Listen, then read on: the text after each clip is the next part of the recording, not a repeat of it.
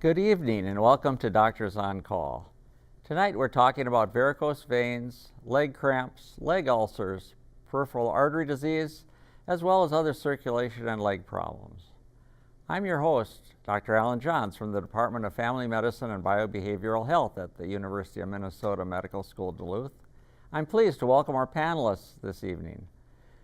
Dr. Joleen Finken, a hospitalist at St. Luke's Hospital, and Dr. Amy Greminger, an elder care specialist with Essentia Health and faculty member at the medical school. We're ready to take your questions. Call locally at 218-788-2844 or toll free at 1-877-307-8762. Our medical students answering phones tonight are all from Minnesota. Jacob Bentley is from Austin. Lauren Lusenhop hails from Alexandria, and Chelsea Petrick is from Elk River. And now on to tonight's program on circulation and leg problems. Well, Dr. Greminger, a lot of times we talk about peripheral vascular disease, and what is that exactly? That's a great question. So when I talk to patients, I think about peripheral vascular disease is a process very similar to a heart attack or a stroke. So just like the vessels in a heart attack can get narrowed down by cholesterol and plaques, the vessels in your legs are very similar to that. And so as they narrow and get kind of smaller and smaller, your leg feels that. And it feels it via pain sometimes or cramping in various ways. Well, thank you. Dr. Finken, so what causes this? I mean, what makes people more likely to get peripheral artery disease?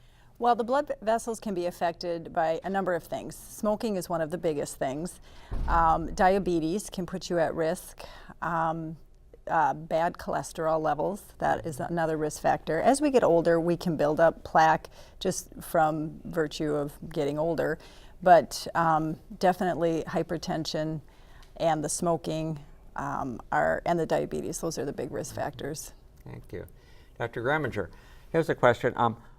Well, what you mentioned, people get pains in their legs. Could you be a little more specific? If you have arteries that are narrowed in your legs, what kind of pains do you get? Is it like leg cramps at night, or is it other stuff? So, it could be different for every person, but one thing we really think of as kind of a symptom is something called leg claudication, and that's a fancy word for when you get up and walk around, your legs start getting achy and painful, and it gets worse with more activity, and then you rest and it tends to get better. And so that's a very classic symptom that we see in peripheral arterial disease, although not necessarily the only symptom. Thank you. Dr. Finken, a patient comes into your office and says that I'm worried I have this peripheral artery disease. What kind of tests do you do to see if a person has it or not? Well, there's a nice, easy way is to do a clinical exam and feel for pulses in the legs. And if you feel good pulses, that's very reassuring that you actually don't have that. If a patient comes in and there's some symptoms that sound like it could be claudication or some blockages, you can order an ankle brachial indice, which is a test where they check your blood pressure in your arm versus the blood pressure in the leg. And if that's abnormal, that might mean you have blockages in the arteries or peripheral vascular disease, peripheral artery disease specifically. Great, thank you. This is kind of a complicated question, but Dr. Greminger, you can handle it. I know you can. It is not that complicated. What are some simple measures that are done for this? I mean, are there like pills for this, or is it always surgery, or is it other things too? You know, I'm always amazed by sometimes the seemingly simplest interventions that provide the biggest bang for your buck. And so if I saw somebody that was really suffering from peripheral arterial disease, I guess the first thing I would talk to them about is whether or not they're smoking. And if they are smoking, stopping smoking is going to be probably my #1 most recommended intervention, because that is going to allow the vessels to not keep on undergoing that narrowing process that's causing the damage. The next thing I would think about is risk factor management. So just like high blood pressure and high cholesterol are risk factors for heart attacks and strokes, they are risk factors for vascular disease in the legs as well.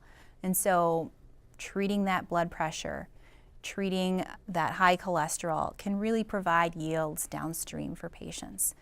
Diabetes is another very common risk factor for the peripheral arterial disease, and so I might think about how good are your blood sugars under control, and if we're having maybe some room that we could work with, I might help the patient try to get some better blood sugar control.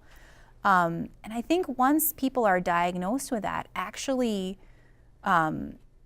walking programs have been proven to be extremely helpful for people, and that's one of the things that's just amazing to me. It seems like such a simple thing to do, but that walking really improves the blood flow and improves so many things for those patients, and sometimes it's the simple things that provide the biggest bang for your buck.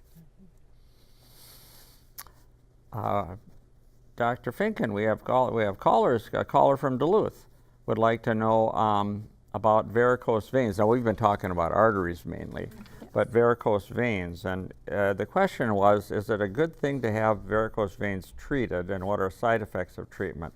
Kind of a broad question. Maybe we should start out with just say, what are the treatments for varicose veins? Okay, so varicose veins is when there is high pressures in the veins in the legs, and that can lead to sometimes no symptoms, but you can see the veins, and some people think they're unsightly, they just don't like how they look. Some people can have a lot of pain with that, and some people can go on to have significant swelling, and if the swelling is not treated over time, you can have skin breakdown. So whether or not you treat the varicose veins depends on the degree of symptoms. The most important thing is to support the veins, and compression stockings to just give those veins support is the #1 treatment. And then if that's not helpful, if you continue to have painful varicose veins, then I typically would refer that patient to someone who deals with that, a specialty. In most cases, a vascular surgeon might be someone to see about that. And then there are interventions to ablate that vein and get rid of it altogether. But it really depends on the amount of symptoms you're having. Thank you. Dr. Greminger, a caller from Hayward. Let me try to rephrase this question. He's wondering about varicose veins in his right legs, and he gets some leg cramps. And he had some tests done, and apparently there wasn't a lot they could do. Let's just talk about leg cramps. Maybe we could just go on that question. What causes leg cramps? I mean, we all get them at night. You mentioned cramps when you're walking, that's with claudication, but how about just your nighttime leg cramps? You know, lots of different things can cause nighttime leg cramps. Sometimes if you have electrolyte problems, that can be associated with it. I think I've seen and done some reading about low iron in association with leg cramps as well. And so that's another thing that I think about. Sometimes patients come in with this very different description where they say, you know, I just feel like my leg, maybe it's crampy or maybe it just has to move. And when we tease it out a little bit more, it's actually a different kind of symptom called restless leg syndrome, where they feel like they have to move their legs at night, and that can be uncomfortable for patients. And I think it's always helpful to mention to your doctor the symptoms that you're having, because sometimes there are things that we can do that treat it. Dr. Finken, a lot of people come into my office with complaints of swelling in their ankles, or the edema of the ankles, or puffiness, or they describe it in a lot of ways. What are the causes of that? I know there are probably a lot of causes, right? Yeah, swelling in the legs is a very common problem. And there can be a lot of different reasons. The veins are designed that the blood flows north toward the heart, and when those valves in the veins aren't working as well, blood flows backwards. So gravity itself pulls fluid out into the tissues. And that's where compression stockings can be helpful. If you've ever had trauma to the legs, or sometimes knee replacements or surgeries can predispose you to swelling, previous blood clots. A lot of people worry about their heart. Do I have congestive heart failure as a cause? But a lot of the times it's primarily just a problem with the veins in the legs, and they need pressure and support. And I see sometimes people get put on diuretics for that, and that's not always the right thing to do, because that fluid needs to be pushed back into the blood vessels. Diuretics will dehydrate you. It won't move the fluid where it needs to be a lot of times. Sometimes as people get heavier and there's more stress on the veins, that can cause swelling as well. So there's a lot of different causes for that. But supporting those blood vessels, getting compression stockings, that's the big first step. Thank you. Dr. Greminger, a caller from Hibbing would like, and this is a common thing, particularly this time of year.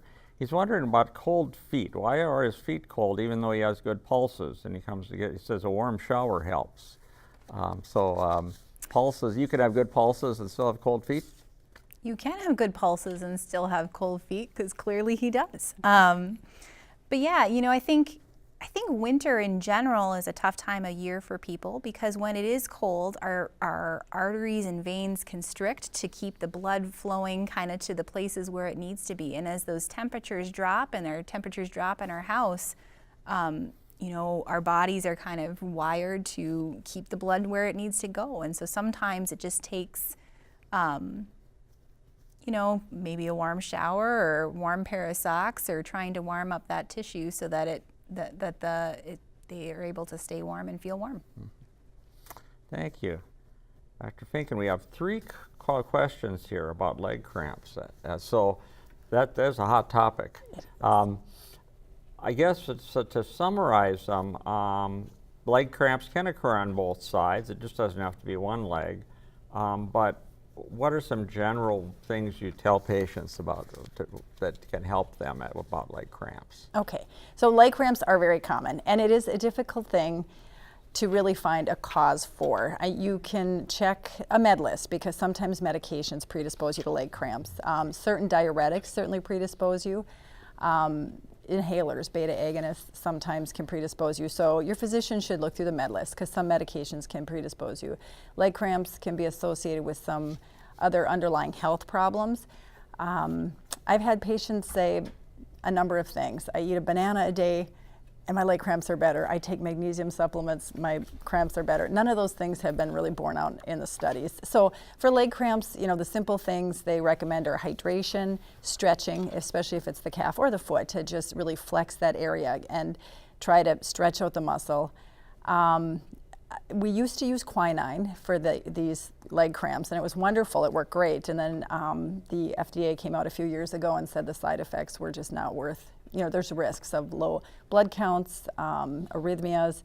So then patients said, well, then I'll drink tonic water. And again, that hasn't been borne out in studies to be helpful, but I have had patients say that is helpful. They put some gin in the tonic water too? Maybe that. No, they don't tell me that. But so it is very common. It is very hard to find a reversible cause. So just the symptomatic things like the stretching and the hydration. And there are medications. Benadryl at night can be helpful. Medications like diltiazem or verapamil, those are smooth muscle relaxing type drugs. So if you have high blood pressure and leg cramps, that might be a good choice your doctor might pick. So there are some things to do for that. It is a frustrating problem though. I love your idea of looking through the med list, because so many times I really do find that in patients, that the medicines that they're on, they all have benefits and they all have side effects. And so I think that's wonderful advice. Thank you. Thank you, Dr. Greminger. We have a caller from Superior who wants to know, does Parkinson's cause poor circulation? So when I think of Parkinson's, I think of a lot of different things. I don't think of poor circulation necessarily. It's more of a neurologic disorder that affects kind of the movement centers of the brain. And so I think of a tremor. I think of sometimes more difficulty in slower movement and some of those things. I don't think of circulation per se. What I can say is that in many of my Parkinson's patients, they also have circulatory disorders. Because of the types of patients that get Parkinson's are typically older, and the types of patients that tend to get circulatory disorders are also typically older. So it's certainly possible that they could have both. I don't think of them as related necessarily. Thank you. Dr. Finken, a caller from Eveleth would like to know, he has a descending enlarged aorta. And he's wondering about what he should, I mean, obviously it's being followed, that'd be one thing to do, but are there certain lifestyle changes? Do you have to be careful about physical activity and things like that, do you know?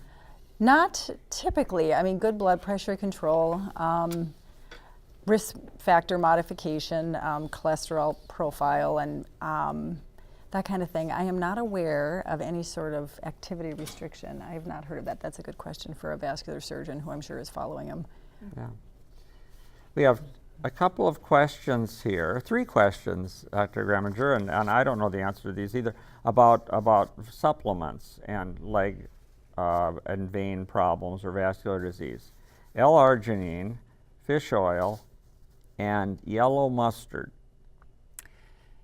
Have you heard of any of those? I've heard the names, and that's probably about all I know about them. Unfortunately, you know, my training wasn't super robust in terms of all the supplements and what they do.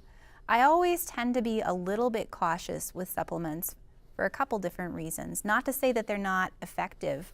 Sometimes supplements can be effective for people, but they're not regulated by the FDA in the same way that medications are, and so sometimes supplements can vary quite a bit from brand to brand in terms of the content of what's in there.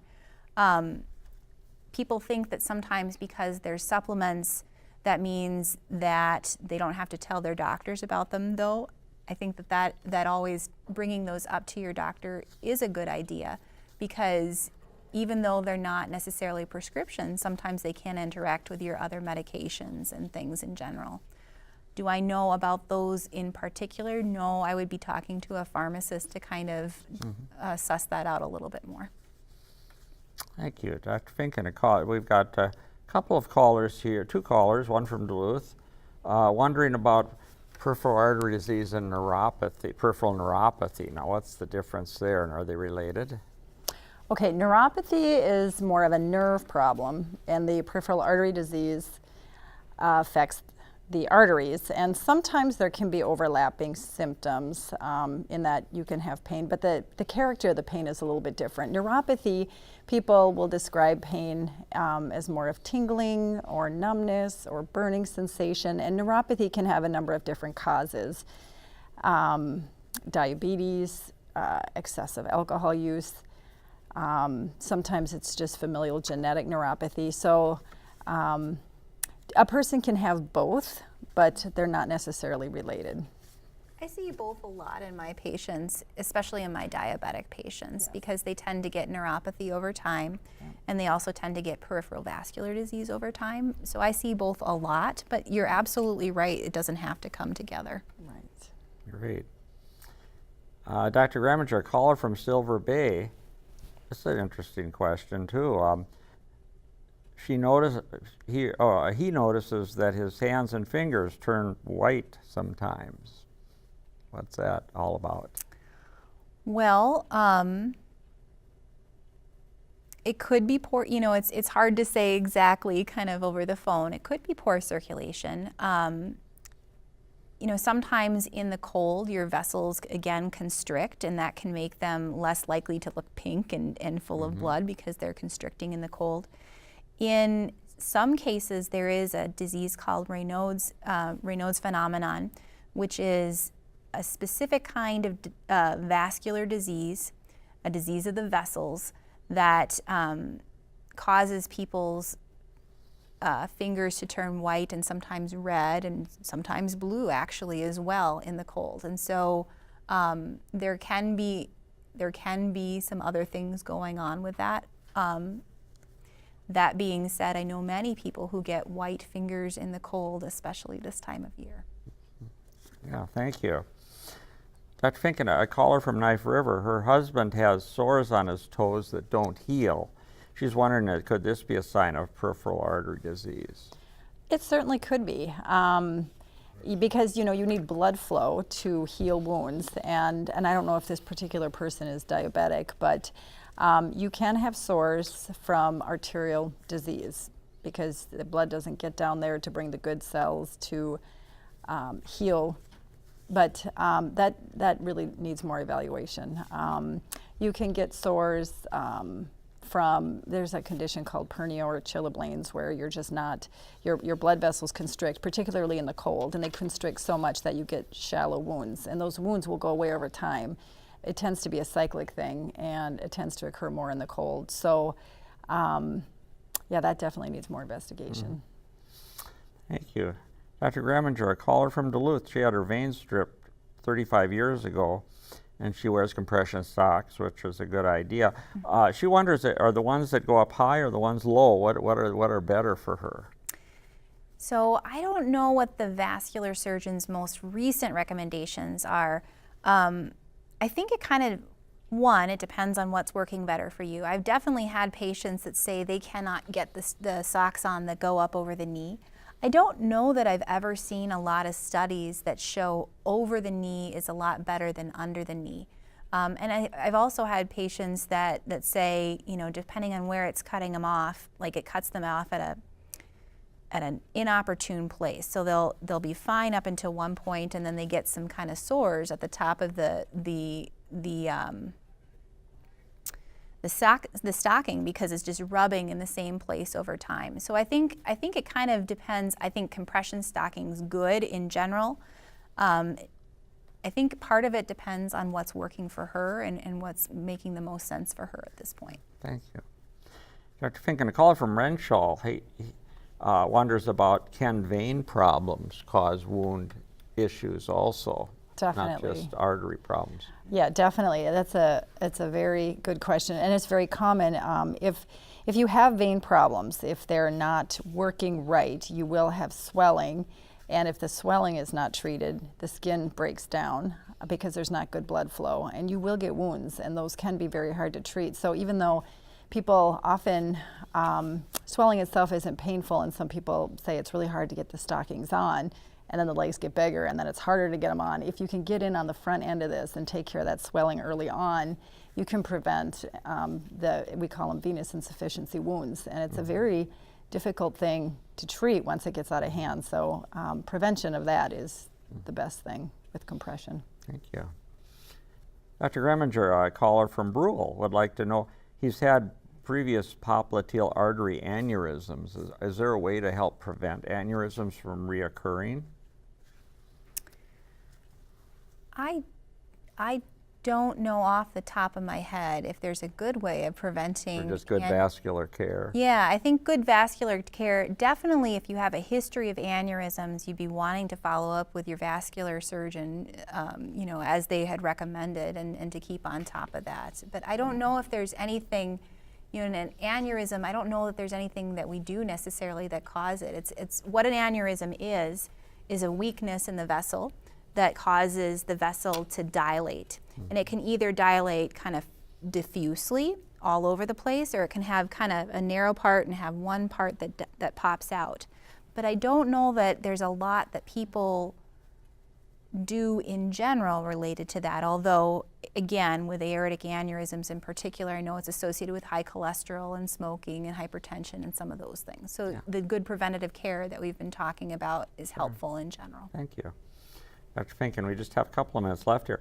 We have a couple of callers wondering about varicose veins and spider veins. Do they still do vein strippings?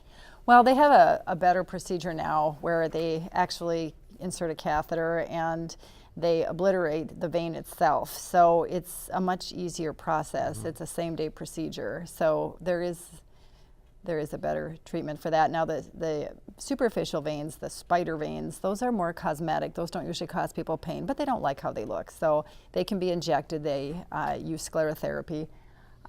So there are treatments for that as well. You just have to check with your insurance because that's covered. That's more cosmetic, so may not be covered by all insurances. Okay, thank you. Just a caller from Chisholm. He drinks pickle juice and it stops his leg cramps. So I guess that's something else we could try. Good tip. That is a that's good a- tip. It sounds benign and Yeah, worth that would tend to work. I don't like pickle juice. I think that would probably work. And finally, another question here, Dr. Greminger, is there any relationship between arthritis and vein problems? Or after surgery, maybe I should put that. A person's had surgery, can that cause problems in the legs? Well, certainly surgery can. I have definitely seen people that have had surgeries in the legs and then they get a little bit more swelling after the surgery and run into problems with edema after surgery. I've seen that. You know, in terms of arthritis and vein problems, I think it would depend on the kind of arthritis that we were talking about. Most people, when they're talking about arthritis, are talking about that kind of bony degenerative change. And I don't know of any direct association with that necessarily, although you can certainly get some swelling sometimes with it, so thank you. possibly. Well, I think we're near the end here. So I'd like to thank our panelists, Dr. Joleen Finken and Dr. Amy Greminger, and our medical student volunteers, Jacob Bentley, Lauren Lusenhop, and Chelsea Petrich. Please join Dr. Ray Christensen next week for a program on geriatric and elder care, when his panelists will be Dr. Mark Boyce, Dr. Jeff Koopman, and Dr. Michael Van Scoy. Thank you for watching and good night.